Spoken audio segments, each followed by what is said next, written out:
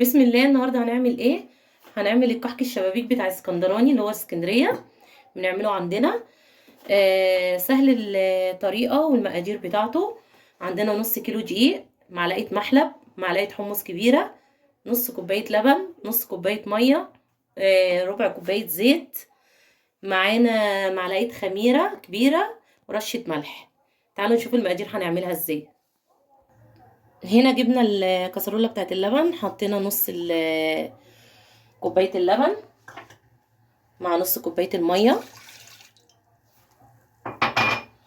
مع معلقة المحلب والحمص مع بعض. هنقلبهم مع بعض لحد ما يغلوا شوية، ونقعد نقلب فيهم كده كده. هنا ايه المقادير برضك تاني: نص كوباية لبن، نص كوباية مية، معلقة محلب صغيرة ومعلقة حمص، وهنقعد نقلب لحد ما يغلوا. هنا المقادير الجافة مع بعضيها. معانا اهي معلقة الخميرة، وكده ايه بعد ما ننزلهم من على النار اهمت هنعجن بيهم. هنعجن شوية بشوية. بعد ما عجناها كده بقت بالشكل دوت معانا اهي. اخر حاجة هنضيفها ايه؟ هنضيف ربع كوباية الزيت، وهنبتدي نعجن فيها لمدة 10 دقايق تاني. وبعد ما نعجن فيها نوريكم عاملة ازاي العجينة.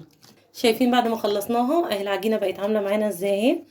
بقت حلوة اهي، ما بتلزقش. شايفينها حاجات بسيطة كده اهو، طريقة اهي معانا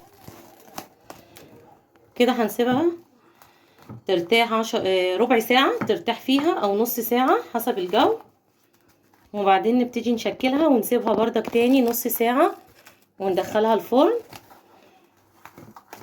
بعد ما خمرت معانا اهي سيبناها نص ساعة، هنبتدي بقى نشكلها على ورق الزبدة ونوريكم هنعملها ازاي.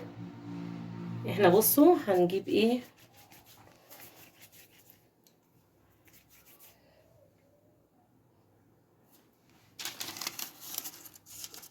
شايفينها كده. نقلب في الدايرة دي كده كده، وهنسيب فراغ بس شوية، يعني ايه صغير خالص، عشان ايه هما هيلموا على بعض كده.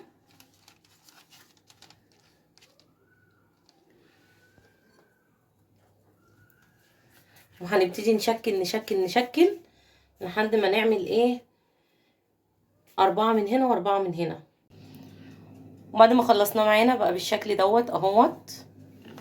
عملنا 2 اهو شايفينهم، والباقي لسه في الفرن. يا ريت الفيديو يعجبكم، وبالهنا والشفا.